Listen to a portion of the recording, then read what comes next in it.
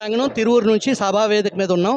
ఇక్కడ అతిథులు ఎవరెవరు ఆశీనులు కావాలి అనే దానికి ఏర్పాట్లు చేసి కుర్చీలు వేసి దాని మీద నేమ్ ప్లేట్స్ కూడా అంటించారు. ఇక్కడ మనం చూస్తే కేశినేని నాని గారు ఆయనకు కూడా సీటు కేటాయించారు.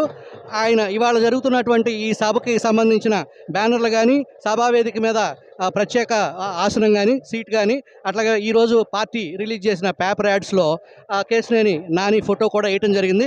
మరి ఆయన వస్తారా రారా అనేది ఉత్కంఠతో ఎదురు చూస్తున్న పరిస్థితి.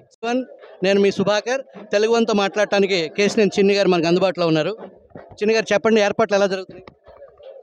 ఒక సంబరం ఇవాళ అందరికీ తిరువూరు ప్రజలకి ఒక సంబరం, ఒక పండగ వాతావరణం నెలకొనబోతుంది. మీరు కొద్ది క్షణాల్లో చూస్తారు. ఒక అద్వితీయమైన సభ జరగబోతుంది. తిరువూరు ప్రజలు ఎప్పుడెప్పుడు చంద్రబాబు నాయుడు గారిని చూద్దాం. తిరువూరు ప్రజలే కాదు, రాష్ట్రం మొత్తం మీద ఉన్న ప్రజలు ఆయన జైలుకి వెళ్ళినాక ఆయన ఆరోగ్య పరిస్థితికి చాలా ఆందోళన చెందారు. వారందరూ దాంట్లో ముఖ్యంగా తిరువూరు ప్రజలు, ఇది సుదూర ప్రాంతం, చంద్రబాబు నాయుడు గారు రావడం వాళ్ళందరికీ అదృష్టం.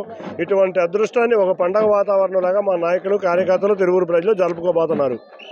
ఎంతమంది ఎక్స్పెక్ట్ చేస్తున్నారు జనాలు? నిన్న మొన్నటి దాకా మేము 75,000 నుంచి 1,00,000 వస్తారనుకున్నాం. ఇవాళ చూస్తే 1,50,000 దాటేటట్టు ఉంది. ఎందుకంటే 2 రోజుల నుంచి స్పందన కాబట్టి 1,50,000 పైగా ఈ సభ జరగబోతుంది. పార్టీ ప్రోటోకాల్ ప్రకారం బ్యానర్లో కానీ మీరు ఈరోజు మీ ప్రింట్ మీడియాలో వేసిన ప్రకటనలో కానీ ఈ సభలో కానీ పైన వేదిక మీద ఎంపీ గారి కేశినేని నాని గారి చైర్ కూడా ఏర్పాటు చేయడం జరిగింది. ఆయన వస్తున్నారని భావిస్తున్నారా మీరు? ఆయన మా గౌరవ ఎంపీ, వారిని గౌరవించుకోవాల్సిన బాధ్యత మా ఈ సభ ద్వారా ఆయన మేము గౌరవించుకుంటాం. అదేవిధంగా వారు వస్తారు, ఆయన ప్రసంగిస్తారు, తప్పక వస్తారని మేమందరం ఆశాభావం వ్యక్తం చేస్తాం. ఈ సభ ఉమ్మడి కృష్ణా జిల్లాలో తెలుగుదేశం ప్రభంజనానికి నాంది పలుకుతుందని మీరు అనుకుంటున్నారా? మీరు చూశారు, తిరువూరు ఒక మారుమూల ప్రాంతం.